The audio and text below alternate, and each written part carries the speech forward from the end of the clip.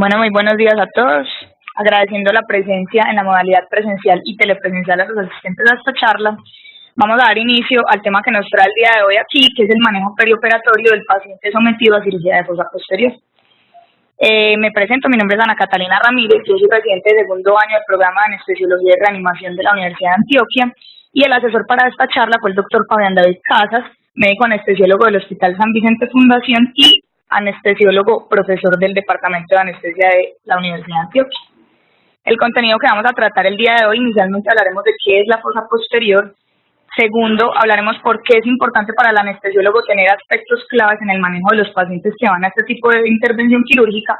Hablaremos también de las consideraciones que tendremos que tener en el perioperatorio, empezando por el preoperatorio, para seguir con el manejo intraoperatorio de los pacientes, finalizar con algo de las complicaciones haciendo énfasis en el embolismo aerevenoso y al final unas conclusiones o puntos clave. Entonces, primero debemos dejar claridad de qué es la fosa posterior o de qué tipo de cirugía estamos hablando cuando hablamos de fosa posterior. Entonces, la fosa posterior es un espacio anatómico que se encuentra limitado por unas estructuras óseas y que tiene un contenido de estructuras nerviosas en su interior. Los límites anteriores de la fosa posterior la componen el dorso de la silla turca y el clivus. En su parte lateral tenemos la porción petrosa del hueso temporal y en la parte posterior tendremos el hueso occipital en su mayor extensión. El piso de esta cavidad la conforma el agujero magno y el techo la formará la tienda del cerebelo.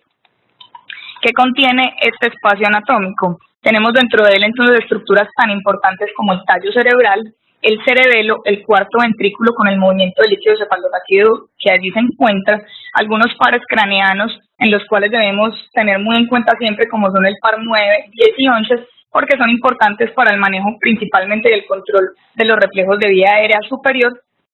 Los senos venosos, que son estructuras bastante prominentes vasculares y que serán manipuladas en este tipo de cirugía y que confluyen finalmente hacia la fosa posterior, como son el seno transverso, el seno sagital y el seno sigmoideo. Ya conociendo entonces de qué hablamos cuando hablamos de fosa posterior, hablaremos por qué es importante tocar este tema en una charla de este tipo. Muy bien, entonces lo primero es entender que tenemos algunos retos para el anestesiólogo. Las patologías que se encuentran en la fosa posterior por lo general son enfermedades graves que comprometen la vida del paciente o la funcionalidad del mismo. Adicionalmente, como les mostré en la anatomía, las estructuras vasculares que allí tenemos son muy grandes y la manipulación quirúrgica hará que nos enfrentemos a un paciente en el cual tendremos que hacer un control hemodinámico bastante estricto. Adicionalmente, las edades en las que se presentan la mayoría de las veces enfermedades en la fosa posterior se presentan en edades extremas, en los menores de 20 años o en los mayores de 65 años, y esto hace que haya un reto a nivel fisiológico de acuerdo a la edad del paciente. Y no menos importante, estamos retando al paciente a posiciones que muchas veces son extremas y que obviamente nosotros tendremos que aprender a manejar y aprender a detectar ciertas complicaciones, como lo hablaremos más adelante. Entonces, ¿qué enfermedades afectan la fosa posterior? Tenemos como dos grandes grupos, la enfermedad tumoral y la enfermedad vascular. Dentro de la enfermedad tumoral existen dos grandes diferencias según el grupo de edad en las cuales se presentan. Normalmente se ha dicho que la epidemiología de los tumores cerebrales es tan alta como hasta el 15% en los pacientes menores de 20 años. Y es llamativo que hasta el 70% de los tumores cerebrales se encuentran localizados en la fosa posterior. Entonces, esto es muy importante porque la mayoría de la intervención que haremos nosotros o que hará pues el neurocirujano será de manejo quirúrgico, bien sea con fines curativos o con fines de mejoría del pronóstico de los pacientes. La mayoría presentan un síndrome de hipertensión endocraneana y, como les decía, esto hace que tengamos que intervenirlos de forma quirúrgica temprana para impactar en el pronóstico. Y en cuanto a la epidemiología en adultos, si bien la enfermedad tumoral es en menor frecuencia con respecto a la enfermedad vascular, que es más común en ellos, siempre tenemos que tener en cuenta que hasta el 20% de los pacientes mayores de 65 años van a tener tumores cerebrales y de ellos hasta un 40% se presentan localizados en la fosa posterior. Más o menos la mayoría de la epidemiología se habla que hay meningiomas y metástasis de otros tumores primarios. Y esto es importante porque, volviendo a al mismo punto del que se les hablaba previamente, el pronóstico va a depender del manejo quirúrgico. Entonces, la principal característica de estos tumores es que el manejo quirúrgico es el pilar fundamental para el tratamiento de los pacientes y que muchos de estos tumores o de estas enfermedades son recurrentes, lo cual hace que nos enfrentemos de forma frecuente a la cirugía de fosa posterior como anestesiólogos. En cuanto a la patología vascular, no es tampoco despreciable la epidemiología. Los pacientes mayores de 65 años pueden presentar hasta un 15% de aneurismas localizados en la fosa posterior, y esos aneurismas que se localizan allí, la mayoría están localizados en la arteria basilar. Entonces esto hace que los pacientes, de forma bien sea o emergente por un sangrado intracerebral o de forma electiva para lograr impactar en su pronóstico, sean sometidos a la cirugía de fosa posterior. ¿Qué puntos claves tenemos hasta acá? Entonces entendemos que la patología de fosa posterior en general es de manejo quirúrgico, porque es eso lo que va a determinar el pronóstico del paciente. Que este tipo de procedimiento es un procedimiento que reta al anestesiólogo en muchos sentidos, como veremos más adelante, y que nos enfrentaremos a reintervenciones que normalmente presenta mayor riesgo de complicaciones y tendremos también que tenerlas muy en cuenta. Entonces, habiendo entendido eso, hablaremos de las consideraciones en el preoperatorio. No me detendré a hacer una extensa revisión de la valoración preoperatoria del paciente que va a cirugía no cardíaca, porque el paciente que va a cirugía no cardíaca lo debemos manejar igual para este tipo de cirugía, siguiendo las guías de manejo que ya están establecidas para ello. Sin embargo, habrá que hacer énfasis en algunos puntos claves que les voy a mostrar a continuación. Inicialmente, y no menos importante, será entonces el manejo del paciente evaluando el sistema nervioso central, pues es el foco del paciente que va a cirugía de fosa posterior. Debemos hacer una evaluación lo más completa posible del paciente, tanto clínica como de sus neuroimágenes. En cuanto a la clínica, ¿qué tiene que tener en cuenta el anestesiólogo? Debe evaluar estado de conciencia, debe saber cómo está el paciente previamente antes de ser llevado a la cirugía. Idealmente deberíamos hacer un escaneo de la cabeza pues, de todos los pares craneales, haciendo énfasis en estos tres que les comenté previamente, porque son los más implicados en el control de los reflejos de la vía aérea del paciente. Esto nos va a determinar si el paciente podría o no ser extubado más adelante. Debemos hacer una evaluación de la fuerza y de la sensibilidad segmentaria, y debemos evaluar cuál es la marcha, el equilibrio y la coordinación del paciente, porque estas son funciones del cerebelo y son pues los órganos que se van a intervenir durante la cirugía. Adicionalmente, si bien no vamos a hacer un análisis radiológico extenso de la patología de fosa posterior, lo cual le corresponde al cirujano, sí debemos tener en cuenta que de acuerdo a los hallazgos que tengamos en la neuroimagen, podremos tener más o menos una idea de qué va a pasar en la cirugía con ese paciente. Debemos evaluar cuál es el grado de edema, cuál es el tamaño de la lesión, si son múltiples lesiones o si son únicas, si esas lesiones están sangrando o representan sangrado en zonas aledañas a la misma, si hay compresión de estructuras relacionadas con la misma lesión, y debemos evaluar entonces, esto es importante porque de acuerdo al tipo de lesión, al tamaño, a la localización, a los signos de hidrocefalia secundarios, tendremos que mirar que la cirugía podría ser de mayor duración, mayor reto técnico para el neurocirujano y evidentemente de acuerdo a eso, mayor reto para nosotros también. Siguiendo con la valoración preoperatoria, entonces tenemos que hacer una valoración general de la vía aérea. Con esto quiero hacer énfasis que la mayoría de los pacientes que van a cirugía de fosa posterior no son por definición pacientes con vía aérea difíciles de entrada. Lo que tendremos que evaluar es estos pacientes que les anoto en la diapositiva, que son aquellos en los que tendremos que ser mucho más juiciosos para poder identificarlos y planificar un adecuado manejo de la vía aérea en el preoperatorio. ¿Qué pacientes podrían ser considerados de vía aérea difícil de entrada cuando estamos en la valoración? Aquellos que tengan malformaciones en la unión cráneo-cervical, que tengan ya una inestabilidad de la unión de atlas-axis relacionado también con metástasis o con su misma enfermedad de base, y la malformación de Arnold-Chiari. Esos pacientes deberían ser manejados como vía aérea difícil anticipada, es decir, un protocolo de intubación despierto.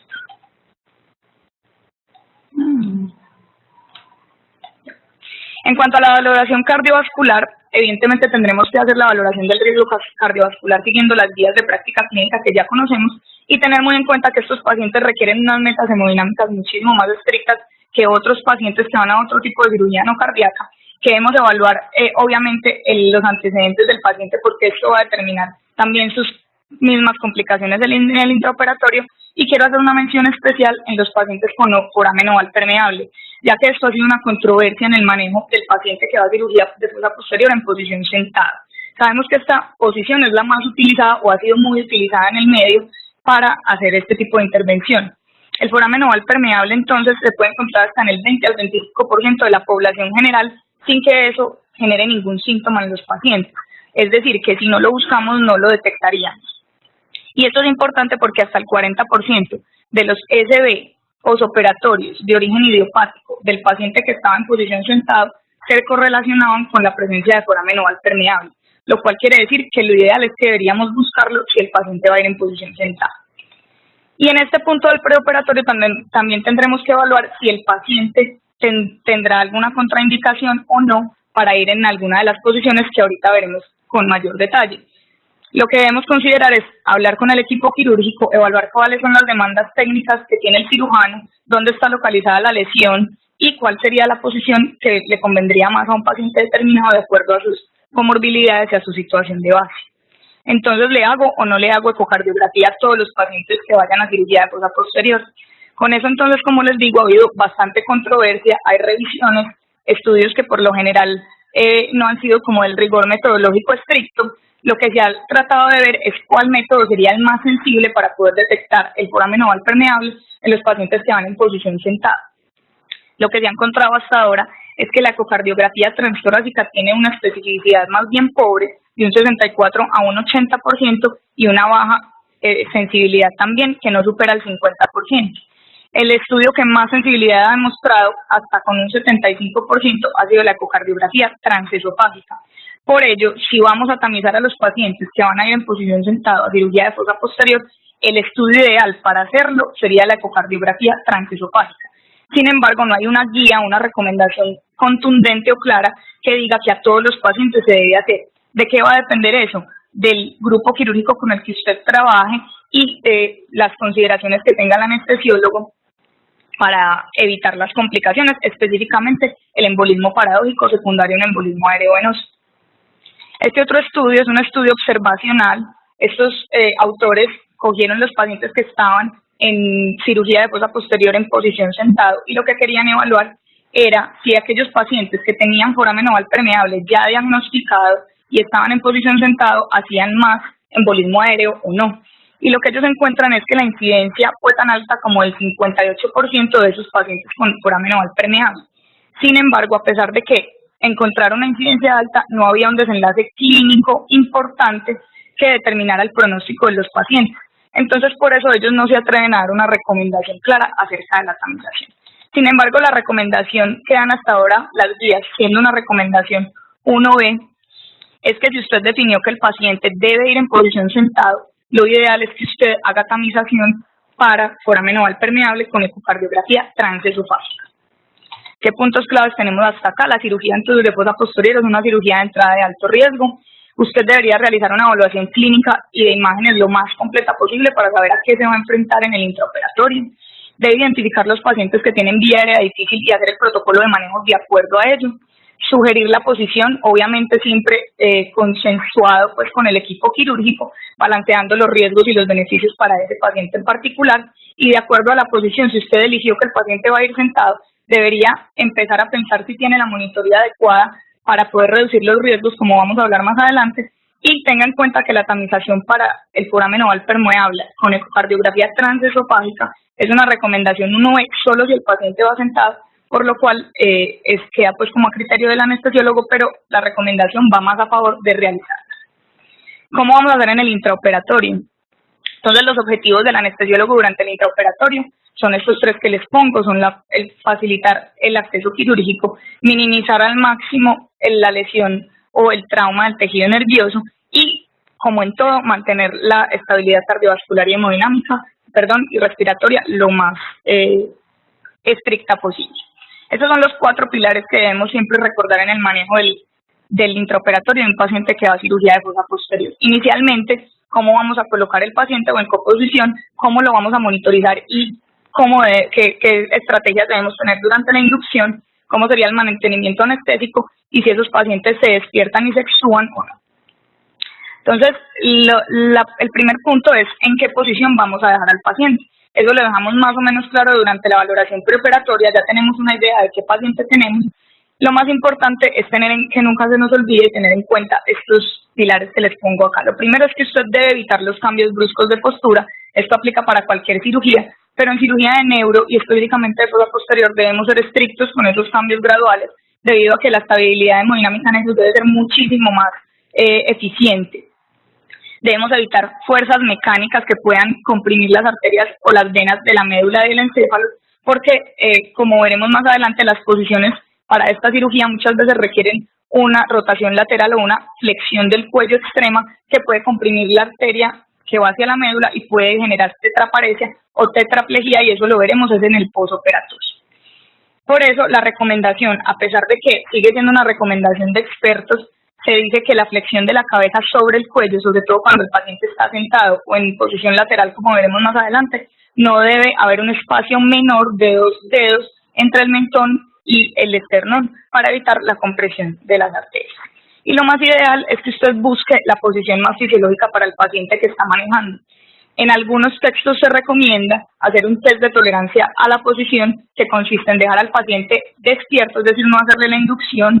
Esto obviamente necesitará que el paciente sea un paciente con estado de conciencia y pues digamos un paciente menos enfermo, pero que el paciente nos diga si siente parestesias, si tiene algún dolor precordial o algún síntoma que pueda determinar que esa posición le está generando cambios importantes pues en su fisiología.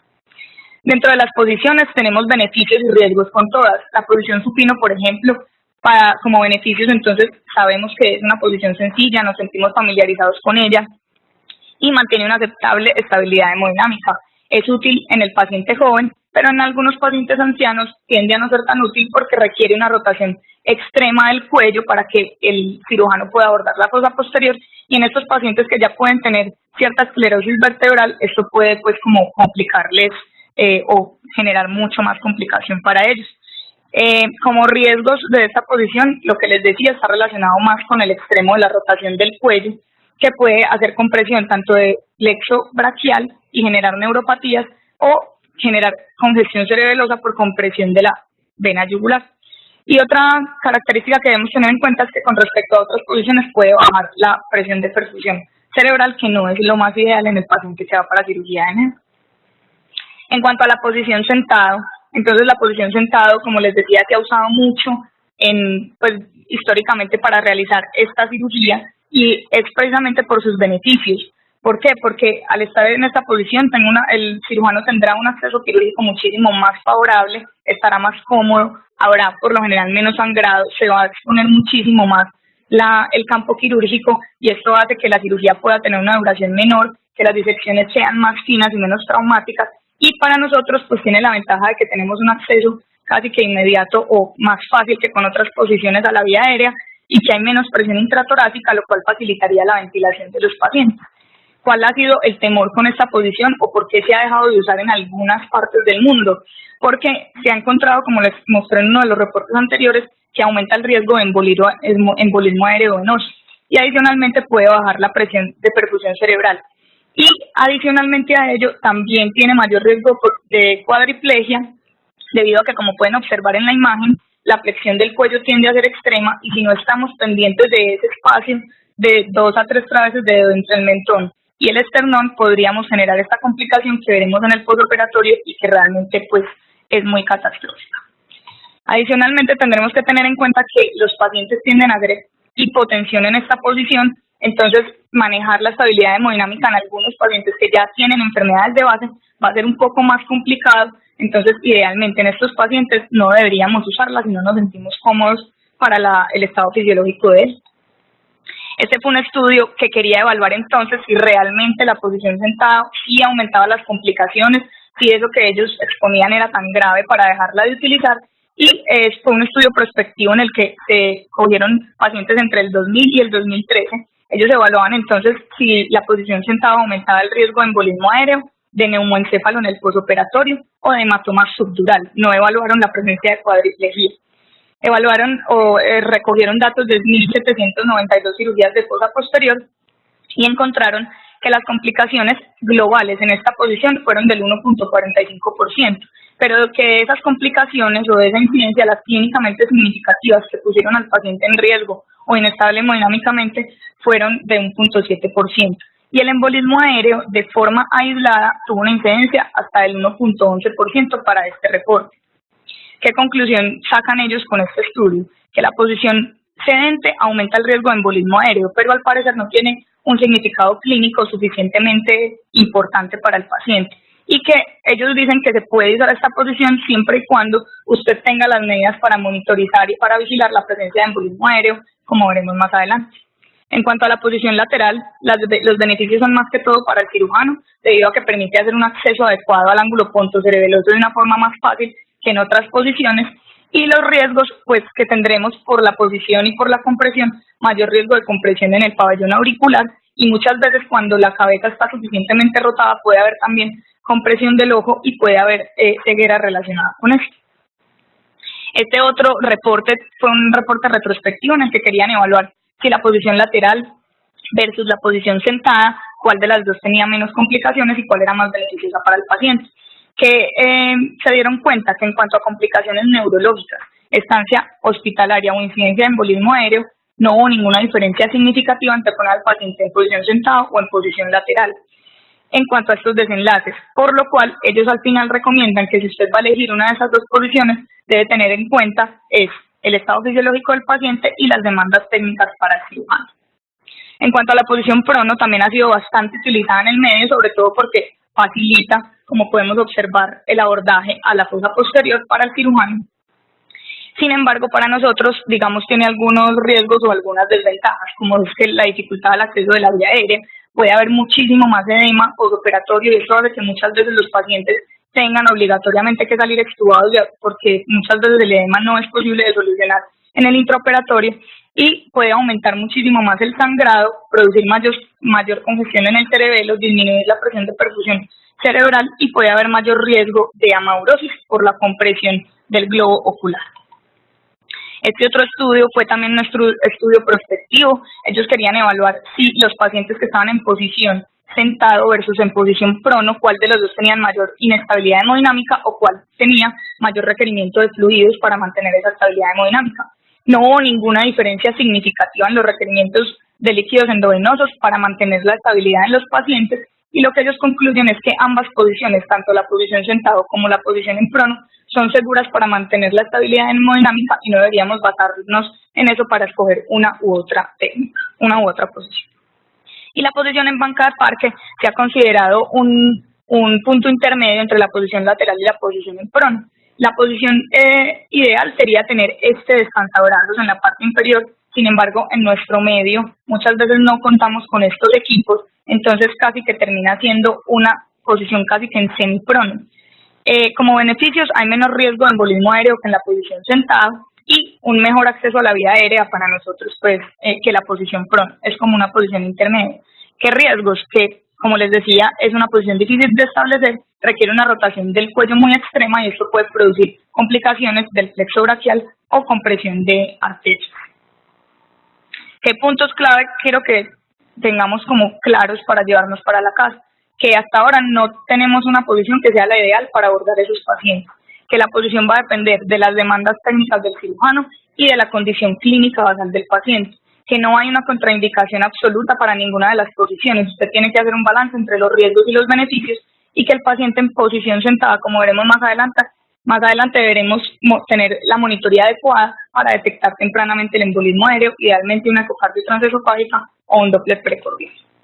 En cuanto a la monitoría, entonces tenemos tres grandes objetivos. Uno, asegurar la perfusión cerebral adecuada, manteniendo la estabilidad hemodinámica y tener los equipos adecuados para detectar y poder tratar de forma temprana el embolismo aéreo, esto más que todo específicamente para el paciente que va en posición sentada. Monitoría entonces, nada raro en la preinducción, usaremos asa básica. ¿En qué pacientes podríamos usar de entrada una línea arterial? No cambia con respecto a otras indicaciones. El paciente que ya tenemos una sospecha de que vamos a tener más labilidad durante la inducción, que no queremos, que queremos tener unas metas muchísimo más estrictas, podríamos poner una línea arterial antes de la inducción en esos pacientes, en general sin muchos cambios con respecto a otras cirugías. Y en cuanto a la monitoría ya del intraoperatorio, posterior a la inducción, deberíamos tener un catéter venoso central, no solamente para el manejo de fluidos, de vasopresores y demás, sino también porque esto nos va a servir como monitoría del embolismo aéreo venoso, como veremos más adelante, e incluso se ha considerado también terapéutico para el mismo. La línea arterial, que si la pusimos desde antes ya la tendremos, pero aquí en este caso sí es estricta que todos los pacientes vayan con presión invasiva, por lo que les dije de los cambios en la presión que no queremos que sean lábiles. La temperatura idealmente central puede ser faríngea o esofágica idealmente, el expirado de CO2 como en todos nuestros pacientes, y la ecocardiografía transesofágica o el Doppler precordial si el paciente sobre todo va a ir en posición sentada. Tener en cuenta que muchos pacientes ya presentan de entrada, hasta un tercio de estos pacientes con alteración de fosa posterior ya tienen alterado su fisiología y su compensación a los cambios de presión. Hasta el 2.5, hasta el 2 al 5% pueden hacer una hipotensión grave durante la inducción y durante el intraoperatorio, y por eso hay que ser bastante estrictos. Es importante donde ponemos el transductor, idealmente debería ser a nivel del conducto auditivo externo, con el fin de que haya una distancia que no sea muy amplia entre el corazón y el cerebro y poder mantener, digamos, las metas lo más confiable posible. En cuanto a la monitoría del embolismo aéreo, entonces, el Doppler cardíaco es una medida que ha sido bastante útil, ya ha sido estudiada en varios reportes, es una medida no invasiva, tiene la ventaja de que tiene una alta sensibilidad y que puede detectar de forma temprana según el cambio de sonido. ¿Cómo deberíamos usarla? Deberíamos ponerla a nivel del espacio paraesternal derecho, y deberíamos probarla con suero, con 2 a 3 centímetros de suero que tengan por lo menos una burbuja de aire, para permitir, para nosotros saber cuál es el estado basal de ese Doppler y mirar cuál es el cambio en caso de que entren burbujas de aire. Las desventajas es que muchas veces hay falsos negativos por movimiento o porque en algunos pacientes con obesidad no hay una detección tan fidedigna del aire dentro del corazón. En cuanto al catéter venoso central en la aurícula derecha, sería una medida diagnóstica y terapéutica siempre que nosotros lo pongamos en el espacio donde debe ir, es 2 centímetros por debajo del nodo sinusal.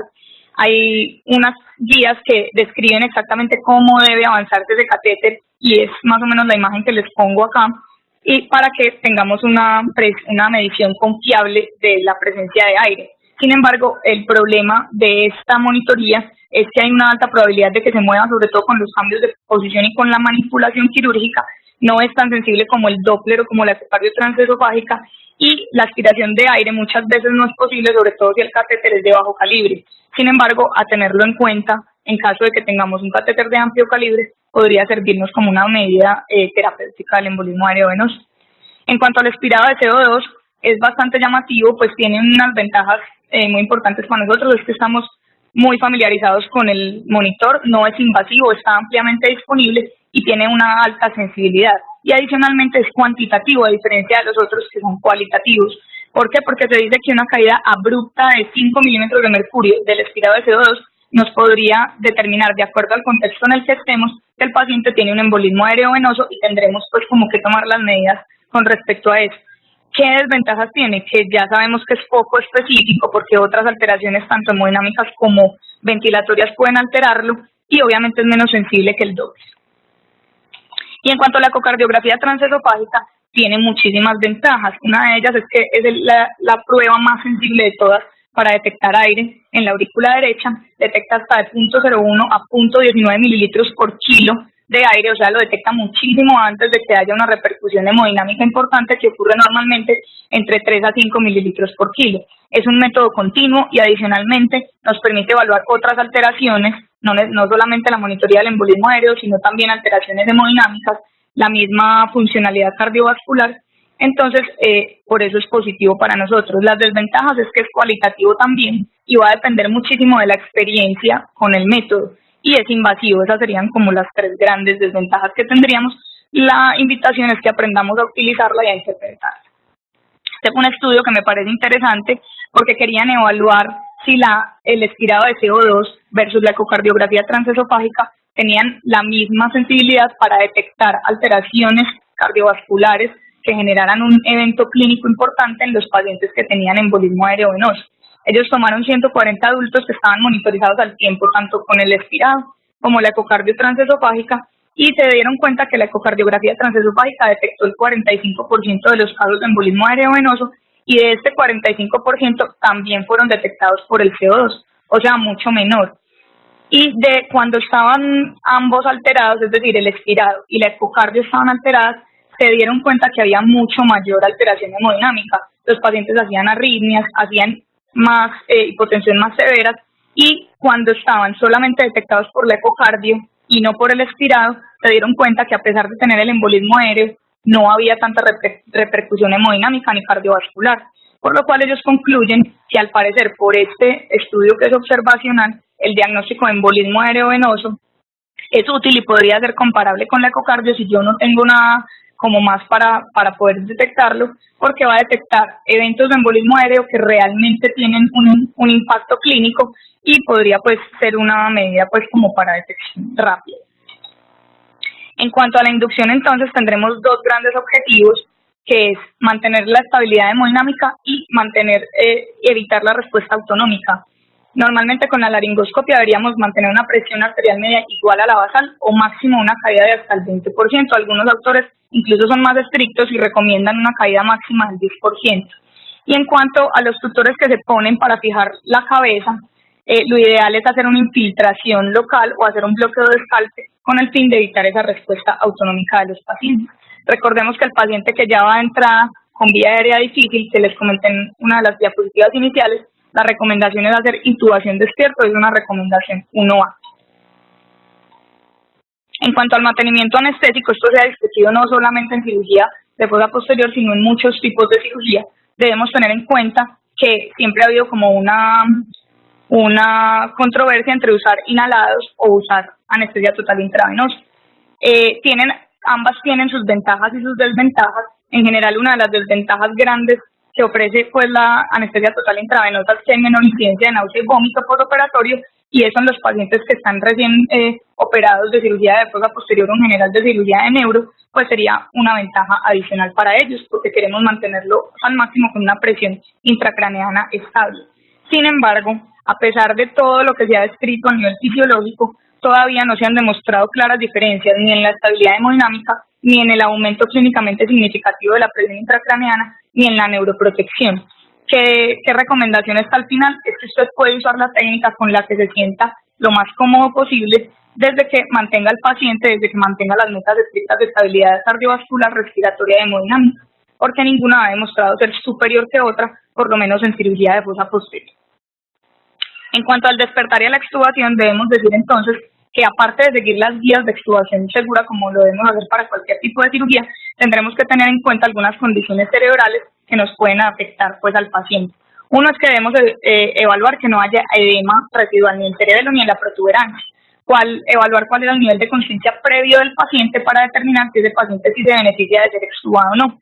La misma posición en la que estuvo el paciente, porque algunas posiciones, como la posición en prono, pueden aumentar el riesgo de edema de la vía aérea y esto puede dificultar claramente la extubación del paciente, y evaluar si los pares craneanos del paciente previo a la cirugía estaban intactos o no, porque en caso de que no estuvieran intactos desde el preoperatorio, con la manipulación quirúrgica, idealmente ese paciente no debería ser extubado. Entonces, ¿cómo vamos a tomar la decisión? Basados en el estado previo del paciente, en la duración y en la manipulación quirúrgica que haya tenido y el trauma cerebral, y en las condiciones que tuviera el paciente de nivel de conciencia y de estabilidad pues de sus pares craneanos y de integridad neurológica. ¿Qué puntos claves tenemos hasta acá? Entonces se debe tener todas las herramientas diagnósticas con las que usted cuente para diagnosticar el embolismo aéreo venoso, sobre todo si el paciente está en posición sentado. La prueba más sensible para hacer el diagnóstico de esto es la ecocardio transesofágica y el Doppler precordial. Idealmente tenga una de ellas y sepa usar. Se debe evitar la respuesta autonómica durante la inducción, y hasta ahora no existe una evidencia sólida que recomiende una técnica anestésica de mantenimiento sobre otra. La decisión de extubar al paciente será basada entonces en el estado neurológico posterior a la manipulación quirúrgica, al trauma quirúrgico y al estado basal del paciente. Muy bien, entonces ya hablando de las complicaciones, haré énfasis netamente en el embolismo aéreo venoso. ¿Cómo se define entonces el embolismo aéreo venoso? Es la entrada de aire a la circulación venosa que causa efectos sistémicos, colapso cardiovascular o respiratorio, o incluso puede llegar a causar embolismo paradójico, que es diferente. ¿Qué es entonces el embolismo paradójico? El embolismo paradójico consiste en la entrada de aire al espacio arterial que puede viajar de forma más fácil al sistema nervioso central. Por lo general, este embolismo paradójico está causado por el embolismo aéreo venoso cuando hay un defecto como el foramen oval permeable por el paso directo a la circulación arterial a las cavidades izquierdas y la consecuencia de obstrucción a nivel del sistema nervioso central. Se ha dicho entonces que la dosis o la cantidad de aire necesaria para producir efectos sistémicos importantes es de 3 a 5 mililitros por kilo, pero esto no se define solamente en un espacio de tiempo prolongado, sino que determina también la velocidad con la que ese aire entre al espacio venoso. Y la mayor incidencia, como les he estado comentando durante toda la charla, se ha reportado siendo muy variable del 30 al 70% en los pacientes que van en posición sentada. ¿Qué debemos tener en cuenta con eso? Que lo ideal es prevenirlo siempre, pero si ya no lo puede prevenir, poder detectarlo de forma precoz para poder hacer un tratamiento oportuno. En cuanto a la fisiopatología, como les comentaba, normalmente hay un gradiente de presión cuando el paciente está sentado. La cavidad neurológica está por encima de la aurícula derecha, se está manipulando, hay exposición de grandes vasos sanguíneos venosos. Esto hace que la presión atmosférica sea mayor con respecto a la presión venosa en ese momento, y esto hace que pase el aire a la circulación venosa. Ya dijimos que si es en alta cantidad el paso de aire y adicionalmente de forma muy rápida, va a generar una obstrucción capilar que posteriormente va a viajar al sistema circulatorio arterial del sistema pulmonar, que va a causar hipoxia pulmonar. Eso va a aumentar secundariamente las resistencias vasculares pulmonares. Eso generará lesión inflamatoria, procoagulante y edema pulmonar, que llevarán finalmente a una falla cardíaca y a un colapso cardíaco. Entonces, ¿qué debemos tener en cuenta para la detección y el manejo de estos pacientes? Lo ideal, como les decía, es tener métodos que sean preventivos. Ninguna de estas estrategias son 100% efectivas para prevenirlo, pero podemos hacer todo lo posible, sobre todo si el paciente va en posición sentada.